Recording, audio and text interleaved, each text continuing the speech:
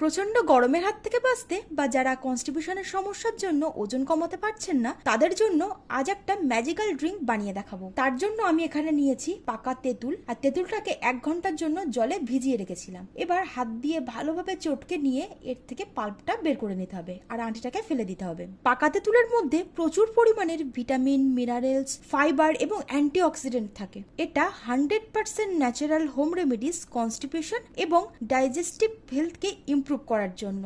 এটা কিন্তু বডিটাকে ভীষণ ভালোভাবে ডিটক্স করতে সাহায্য করে। তোমরা এই ড্রিঙ্কটাকে সকালে মানে ওই 10:30 থেকে 11টা এরকম নাগাদ কিংবা বিকালে 5টা সাড়ে 5টা নাগাদ নিতে পারো। এবার একটা গ্লাসের 4 ভাগের 1 ভাগ এই তেঁতুল গোলা জলটা দিয়ে দিতে হবে। সঙ্গে দিয়ে দিতে হবে একটু জল, স্বাদ মতো বিট লবণ এবং একটু ভাজা জিরের গুঁড়ো দিয়ে ভালোভাবে মিশিয়ে নিলেই আমাদের ম্যাজিক্যাল ড্রিঙ্ক একদম রেডি।